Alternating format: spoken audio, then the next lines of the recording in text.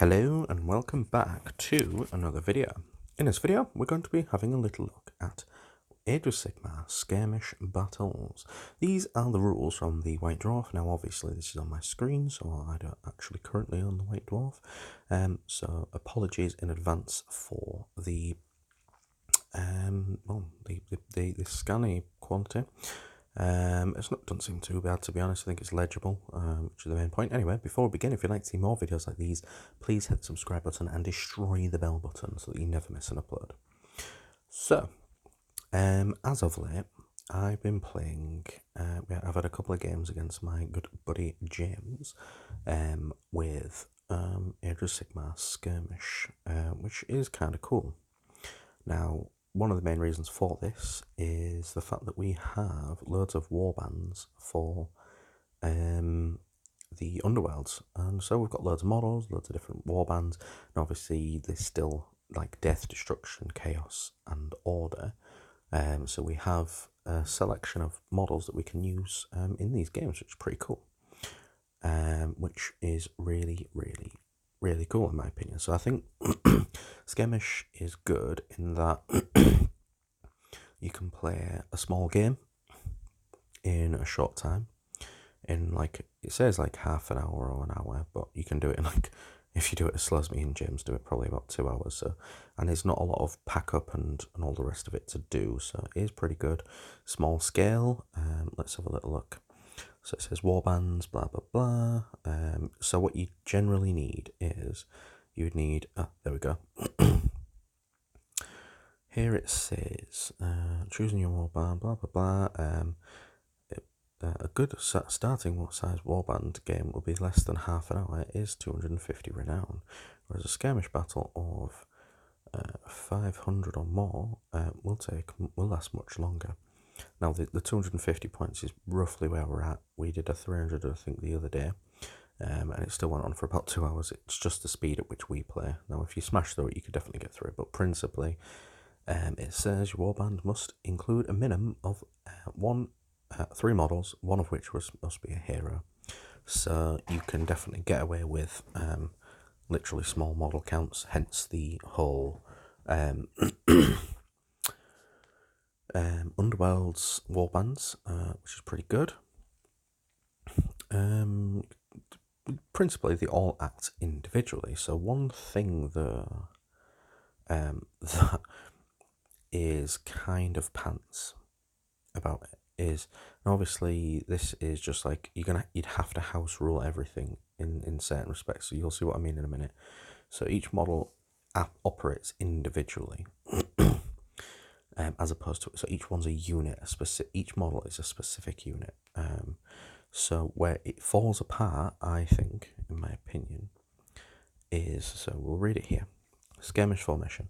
In skirmish battles, all of your models in your warband fight as individuals rather than cohesive groups. Each model in your warband is treated as a single unit and does not have to obey the usual rules for remaining within 1 inch of models from their war scroll, which means they're not going to die if they run off, which is cool. In skirmish battles, abilities and upgrades that would affect an entire unit, such as a model equipped with a banner or an instrument, affect models from the same wall scroll while they're within 6 inches of any friendly model equipped with the upgrade. So right there we see the problem, sir.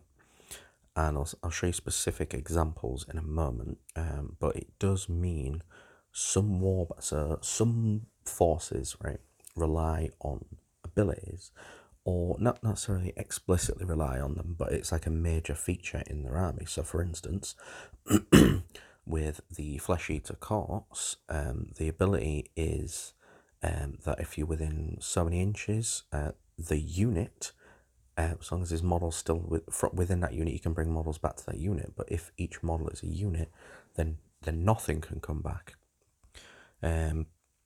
Obviously, I'll tell you in a second how we kind of got round it a little bit. In the last game, although it was a rather different game, is what we'll say in that regard. Let's see if there's any other points on here that I wanted to go over.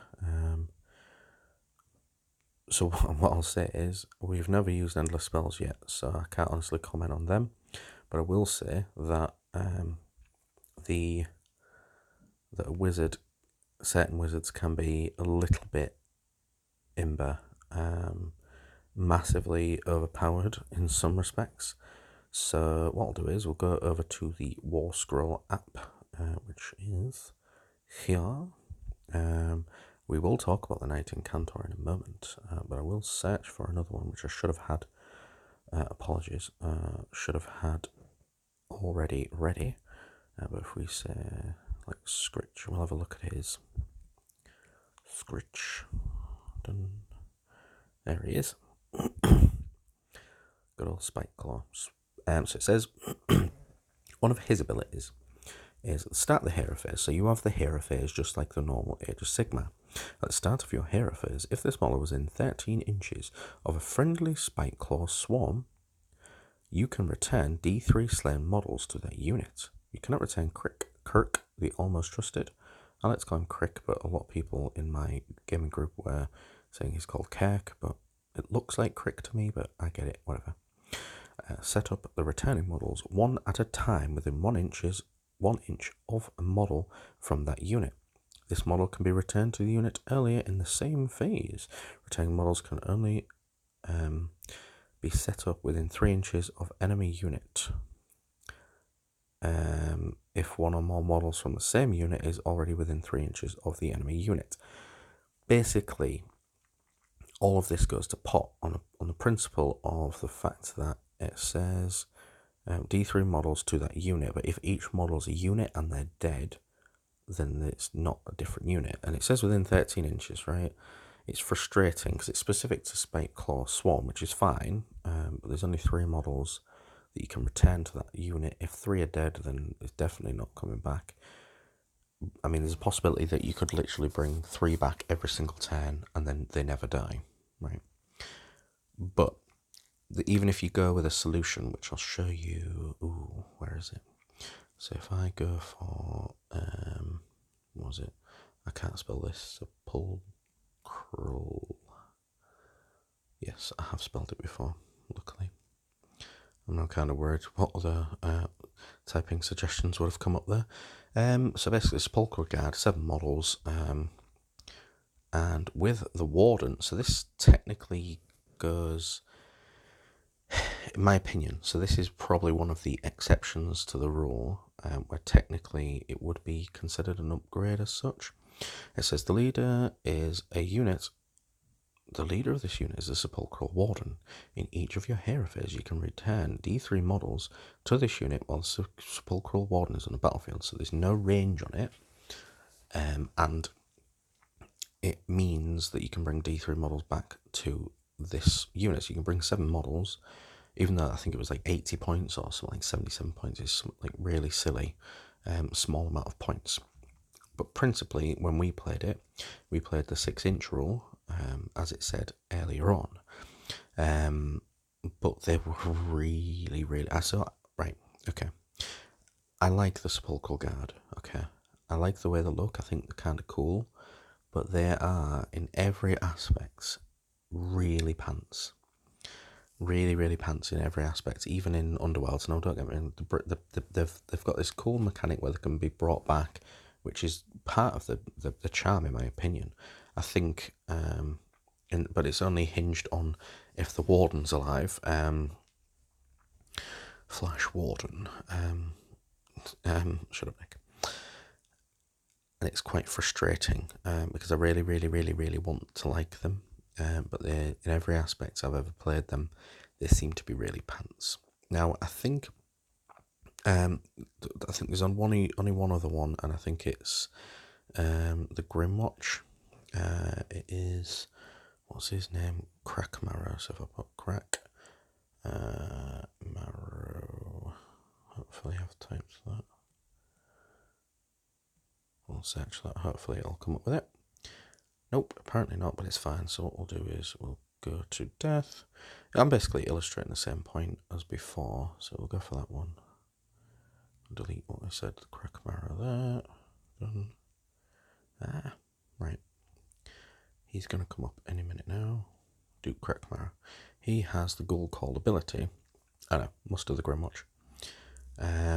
In your hero phase, pick one friendly Grimwatch unit within 3 inches of this model and roll 6 dice. For each 2+, you can return one slim model to that unit. Again, that would be, it'd have to be, if you house rule it for the 6-inch rule, you'd have to think of another solution, possibly.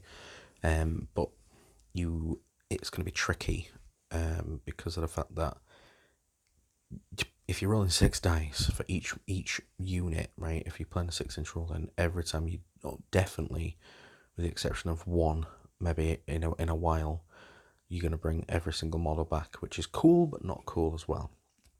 I mean, the guys are not exactly overwhelming. They go down like a sack of spuds, but still. And now I will show you the truly broken rule, or thingy of the Knight Incantor. So the last time I played, I used Sequitors, Castigators, the Knight Incantor, and I think I used a Griffhound, which was kind of cool, in my opinion. The Skirmish seems to be kind of an underrated unit, maybe. Who knows? Principally, James, my good buddy, had used his warbands of Yulthari's Guardians and... Oh, my microphone's moving. Do apologise if the sound went a bit funny then. Let's latch that back on. He used Yulthari's Guardians and the Skaith's Wild Hunt, so he was going for like an elf order forest type deal, which is cool. And I used a couple of Sequitors, Castigators for the shooting range. I got 3, and a Knight Incantor, who was the model of Stormsire Cursebreaker, Stormsire, but everyone's Stormsire, good gosh, but I couldn't use him because he's like 300 points on his own, a little bit silly, so I just used him as a plain Incantor. Now, if we look at the Incantor's rules, he is kind of good, to be honest, even if you ignore the other rule. The Knight Incantor is a gifted stormcaller able to summon hurricane winds and gales of mystical energy. Those who ignite the Knight Incantor's wrath soon find themselves battling against a living tempest. Okay? It's got a 3-up save, cushy. 5-inch move, so not perfect, but okay. 5 wounds and a 9 bravery, so he's pretty brave. He has a range 2 attack, range inch attack, 3 attacks, hits on 3 wounds on a 3, -1 rend, D3 damage. So he can kick out some decent damage, right? Not epic. He does spells.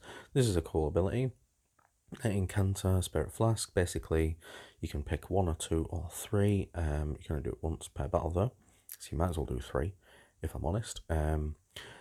Basically, models within 3 inches suffer 1 mortal wound for each flask, so you can give 3 mortal wounds to every single model within 3 inches. So if you get stuck in and you're against a horde, or if you're against anyone, for instance, like Mollog, you can do D3. You can do 3 mortal wounds, which is cushy.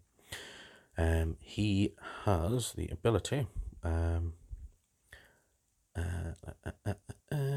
Right, okay, we'll go over that in a minute. But he has the usual Arcane Bolt, Mystic Shield, and he has this other ability where you can automatically unbind a spell, which is good. Very, very good. No one can argue with that. Now, where it comes a little bit overpowered and imbalanced, or imber, is the Spirit Storm. Spirit Storm has a casting value of 7. So, more than likely, it's not going to go off. However, it's nearly 50-50, and we all know as Orc, using Orcs for saves, surprisingly, you get quite a few. If successfully cast, each enemy unit within 18 inches suffers 1 mortal wound. In addition, until your next hero phase, subtracts 1 from the run and charge rolls for enemy units whilst they're within 18 inches of this caster. Now, the problem lies with the fact that it says each enemy unit suffers a mortal wound. Now, in that game, James had Yulthari's Guardians and Skaith's Wild Hunt. Every single one of those models, with the exception of Yulthari herself and Skaith himself, he has 2 wounds, right? Basically, what happened was, do you know in the film, in Endgame, in Avengers Endgame, now this might be a spoiler alert, so cover your ears for the next couple of seconds, he basically clicks his fingers and half of the universe wipes out of existence. That's pretty much what happened with that spell within the Skirmish setting, which came off a little bit underwhelming. I didn't plan to kill him and absolutely destroy him and demoralize him.